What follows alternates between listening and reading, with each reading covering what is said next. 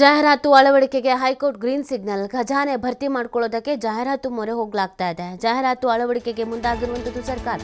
ಈಗಾಗಲೇ ಕಾಯ್ದೆ ತಿದ್ದುಪಡಿ ಮಾಡಿ ಕೋರ್ಟ್ಗೆ ಸಲ್ಲಿಕೆ. ಪ್ರತಿ ಚದರಡಿ ಮಾರ್ಗಸೂಚಿ ಆಧರಿಸಿದ್ದರ ನಿಗದಿ. ಕಳೆದ ವಾರ ಹೈಕೋರ್ಟ್ ಕೂಡ ತಿದ್ದುಪಡಿ ಕರಡಿಗೆ ಅನುಮತಿ ಕೊಟ್ಟಿತ್ತು. ಈಗಾಗಲೇ ಸರ್ಕಾರದಿಂದ ಗ್ರೀನ್ ಸಿಗ್ನಲ್ ಅನ್ನು ಪಡ್ಕೊಂಡಿರುವಂಥದ್ದು ಜಿಬಿಗೆ. ಏಪ್ರಿಲ್ನಿಂದ ಹೊಸ ರೂಪದಲ್ಲಿ ಜಾಹೀರಾತು ಬೈಲಾ ಜಾರಿಗೆ ಬರುತ್ತೆ.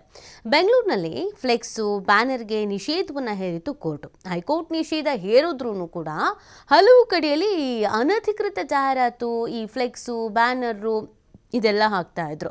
ತೆರವಿಗಾಗಿ ಹಣವನ್ನು ವ್ಯಯಿಸ್ತಾ ಇರುವಂಥದ್ದು ಜಿಬಿಗೆ. ಹೊಸ ಜಾಹೀರಾತು ನೀತಿಗೆ ಶಾಸಕರಿಂದಲೂ ಕೂಡ ಒತ್ತಡವನ್ನು ಹೇರಲಾಗ್ತಾ ಇತ್ತು. ಇಲ್ಲ, ನೀವೊಂದು ಇದಕ್ಕೆ ಸಂಬಂಧಪಟ್ಟಂತೆ ನೀತಿ ಜಾರಿಗೆ ತರಬೇಕು ಅಂತ. ಸೊ ವಾರ್ಷಿಕವಾಗಿ 750 ಕೋಟಿ ಆದಾಯದ ನಿರೀಕ್ಷೆನ ಇಟ್ಕೊಳ್ಳಲಾಗಿದೆ. ಕೆಲವೊಂದಷ್ಟು ಮಾನದಂಡಗಳನ್ನು ಫಿಕ್ಸ್ ಮಾಡ್ಕೊಂಡಿದ್ದಾರೆ. ಮಾರ್ಗಸೂಚಿ ಇದೆ, ಹಿಂಗೆ ಇರಬೇಕು ಅಂತ. ಅದರ ರೀತಿಯಲ್ಲಿಯೇ ಪ್ಲಾನ್ ಮಾಡಬೇಕಾಗತ್ತೆ. ಮಾರ್ಗಸೂಚಿ ದರದ ಮೇಲೆ ಜಾಹೀರಾತು ಶುಲ್ಕ ನಿಗದಿ ಆಗುತ್ತೆ. ರಸ್ತೆ, ಸರ್ಕಲ್ಲು ಮತ್ತು ವಲಯವಾರು ಟೆಂಡರ್ ಬೇಕು ಅನ್ನೋ ಪ್ಲಾನು. ಟೆಂಡರ್ ಭಾಗವಹಿಸೋದಕ್ಕೆ 5 ಲಕ್ಷ ಶುಲ್ಕವನ್ನ ಪಾವತಿಸಬೇಕು ಅಂತ ಮಾಡಿ ಪಬ್ಲಿಷ್ ಮಾಡಿದರೆ ಸಾರ್ವಜನಿಕ ಮಾಹಿತಿಗೋಸ್ಕರ ಎಲ್ಲ ಗೆಸೆಟ್ ಆಗಿಬಿಟ್ಟಿದೆ. ಸೊ ಇದರ ಆಧಾರದ ಮೇಲೆ ಪ್ರತಿ ಕಾರ್ಪೊರೇಷನ್ ಈಗ ಟೆಂಡರ್ಸ್ ಕರಿಬೋದು.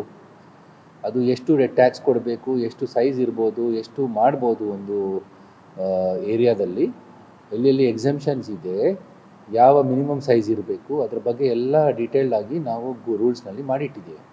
Plus there is special provision for saving of old ಏನಾದರೂ ಪ್ರಾಜೆಕ್ಟ್ಸ್ ಏನಿದೆ, ಯಾವೆಲ್ಲ ಸೇವ್ ಆಗ್ತದೆ, LED ಬಗ್ಗೆ ಏನಾದರೂ ಇದ್ದರೆ ಅದು ಸಹ ಸೇವ್ ಆಗ್ತದೆ. ಅದೆಲ್ಲ ಡೈರೆಕ್ಷನ್ಸು ಈಗಾಗಲೇ ಪಬ್ಲಿಷ್ ಆಗಿದೆ.